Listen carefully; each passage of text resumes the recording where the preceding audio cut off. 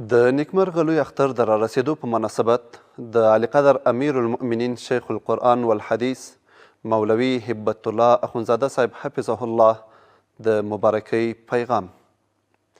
بسم الله الرحمن الرحیم.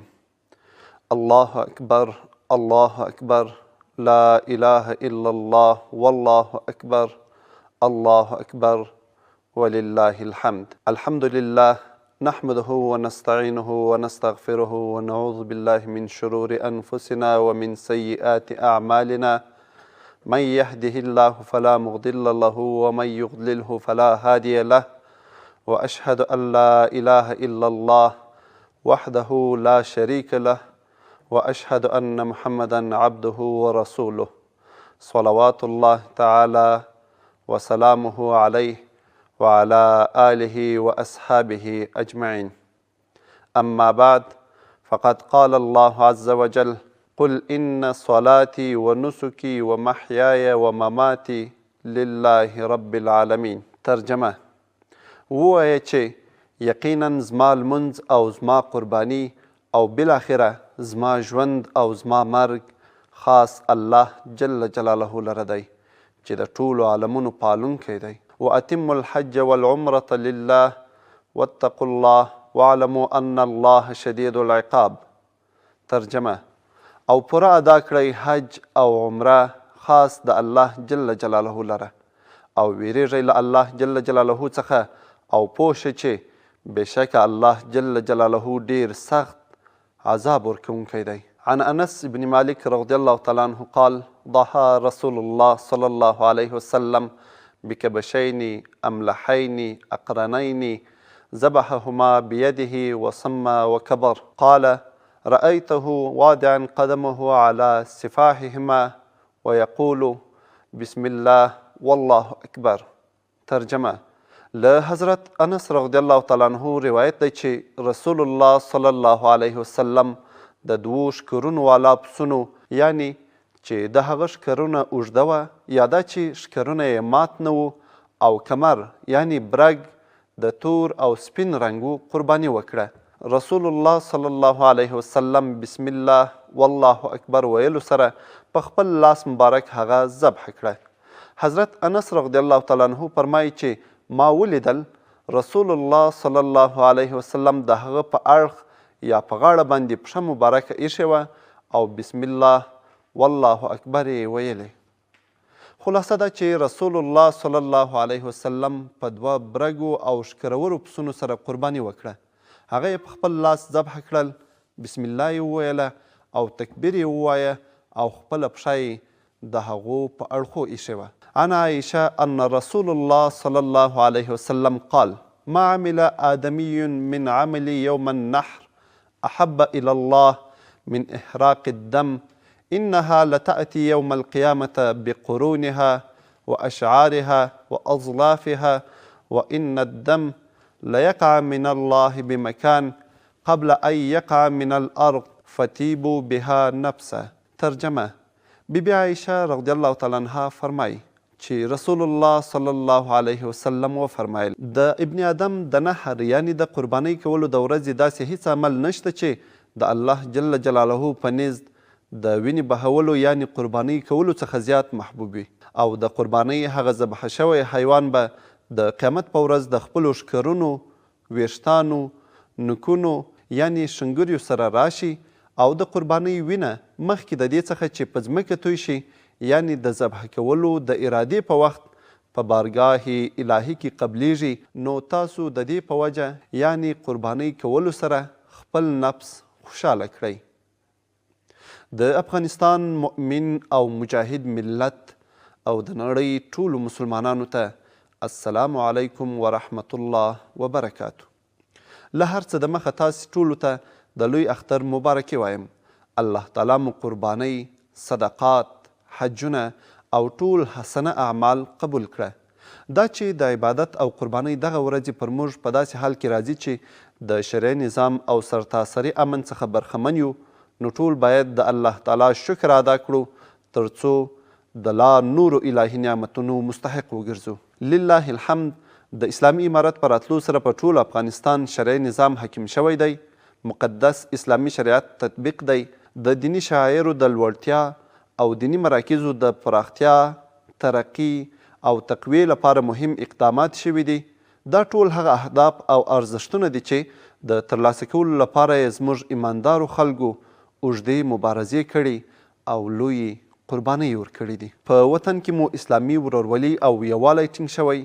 عامه شتمنۍ مو لکه معادن، ځمکې، ځنګلونه او نور ملکیتونه د بیت المال په حیث خوندي دي. د اسلامي امارت په حاکمیت سره د ټولو اتباعو شرعي حقوق تأمین او محفوظ دي. هیڅوک پر چا ظلم او تیری نشي کولی. د ظلم مخه نیول کیږي او د مظلوم د حق پوښتنه کیږي. د شرعي محاکمو په فعالیت سره سپیڅلی شریعت پلی شوی دی. دغه راز د امر بالمعروف او نهی عن المنکر لویه فریضه عملا ترسره کیږي. په دې برخه کې د شرعي اصولو سره سم د ټولنې د اصلاح په مقصد اقدامات ترسره کیږي او د الله جل جلاله په نصرت او فضل سره د اسلامي امارت د حکیمانه اقداماتو، اخلاص او شفافیت په برکت د بیارغونې، زراعت، آبیاري، سرکسازي، معادنو د استخراج او نورو برخو کې مهم ګامونه اخیستل شوي او تر لاس لاندې دي. اسلامي امارت په اقتصادي برخه کې د لا نور پرمختګ او د خپلو خلکو د اقتصادي ستونزو د له منځه وړلو په مقصد پر ټولو سرمایهدارانو او تجارانو یو ځل بیا هم غږ کوي چې په بېلابېلو برخو کې سرمایه ګذارۍ وکړي او د افغانستان د پرمختګ او ترقۍ په برخه کې خپل مسؤلیت ادا کړي. اسلامي امارت د دوی امنیت او د ټولو حقوقو رعایت ته ژمن دی او ټولې امارتي ادارې مکلفیت لري چې د افغانستان د ښېرازۍ او اقتصادي پرمختګ په برخه کې سرمایه ګذارانو ته لازم سهولتونه ایجاد کړي او په دې برخه کې د هغوی غوښتنو ته توجه او رسیدګي وکړي. اسلامي امارت د یتیمانو، کونډو، معلولینو او مسکینانو د حقوقو تأمین او مرستې ته کلکه ژمنتیا لري. دغه راز په شتمنو افغانانو غږ کوو چې بېوزله خلک او یتیمان هیر نه کړي. د هغوی پالنې او مرستې ته پوره توجه وکړي. د سوالګرو کسانو له سوال څخه د راګرځولو په برخه کې د پام وړ اقدامات شوي دي او زرګونو سوالګرو ته چې اړمن تثبیت شوي د اسلامي امارت لخوا مرستې ورکول کیږي. اسلامي امارت د ټولې نړۍ په ځانګړې توګه له اسلامي ملکونو سره د شریعت په چوکاټ کې سیاسي او اقتصادي اړیکې غواړي او په دې برخه کې خپل مکلفیت ادا کړی دی. د اسلامي امارت مسؤلینو ته مې توصیه دا ده چې د خپل مسؤلیت په ټولو برخو کې د خلکو د خدمت، امنیت او هوساینې لپاره خپل مکلفیتونه په جدیت سره سرته ورسوي. خپلې دروازې د ولس پر مخ خلاصې کړي، کارونه یې په احسنه او عاجله طریقه اجرا کړي. له خلکو سره هیڅکله داسې چلند ونه کړئ چې خلک ځانونه له تاسو پردي وبولي. امنیتي مسؤلینو ته مې هدایت دی چې په ځانګړي ډول د اختر په ورځو کې د خپلو خلکو هوساینې، خدمت او خوندیتوب ته پوره توجه وکړي. د خوشحالۍ او آرامۍ لپاره ټول لازم اقدامات ترسره کړي. د شهیدانو، معلولینو او یتیمانو د کورنیو پوښتنه وکړي او د خپل توان په اندازه ورسره کومک وکړئ.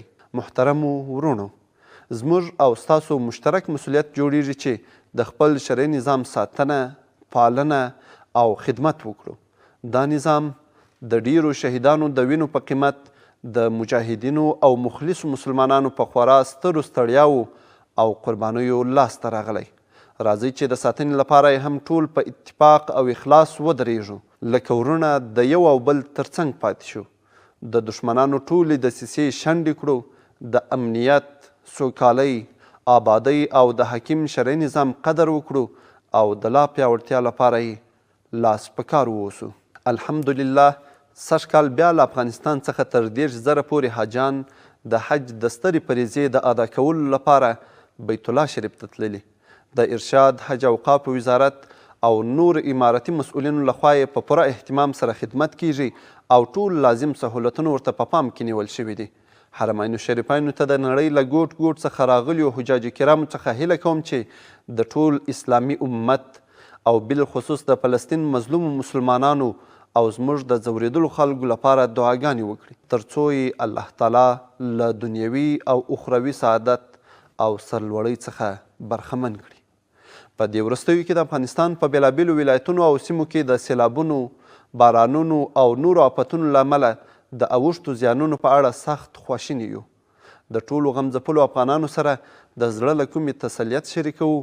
په پیښو کې شهیدانو ته جنت الفردوس، ټپیانو ته کامله او عاجله شفا او غم ځپلو کورنیو ته د زړه صبر او اجر غواړو. الحمدلله د اسلامي امارت ټولو اړوندو ادارو او مجاهدینو د مصیبت ځپلو په نجات او خدمت کې حتی الامکان کومک کړی دی او لا هم بوخت دی. ورسره له تجارانو، توانمندو او عامو افغانانو څخه هم غواړم چې د خپلو امکاناتو سره سم د مصیبت ځپلو افغانانو غم او درد ته رسیدنه وکړي.